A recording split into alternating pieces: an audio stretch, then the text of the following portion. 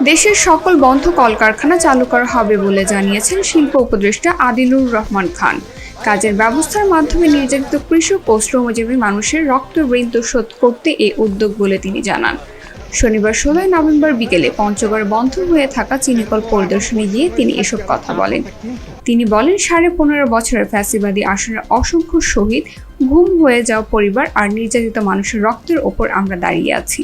আমরা আপনাদের কাছে এই কথা পৌঁছে দিতে এসেছি যে আমরা কলকারখানা চালু করতে চাই। বন্ধ সমস্ত কলকারখানা আমরা চালুর পাশাপাশি নতুন উদ্যোগও নেওয়া হবে। কালকে চালু হবে এমন বক্তব্য আমরা দিতে পারি না, তবে যত দ্রুত সম্ভব আমরা করার চেষ্টা করছি। আমরা কাজ শুরু করে দিয়েছি। এ সময় চিনি ও খাদ্য শিল্প কর্পোরেশনের সচিব আনোয়ার কবির, বৈষম্য বিরোধী ছাত্র আন্দোলনের অন্যতম সমন্বয়ক সার্জিস আলম, জেলা প্রশাসক সাবেদ আলী, পুলিশ সুপার মিজানুর রহমান, কেন্দ্রীয় বিএনপি পল্লী উন্নয়ন বিষয়ক সম্পাদক ফরহাদ হোসেন আজাদ, জেলা বিএনপির আহ্বায়ক জাহিরুল ইসলাম, সিনিয়র যুগ্ম আহ্বায়ক ও সাবেক পৌর মেয়র তৌহিদুল ইসলাম সহ চিনিকলের কর্মকর্তা ও কর্মচারীরা উপস্থিত ছিলেন।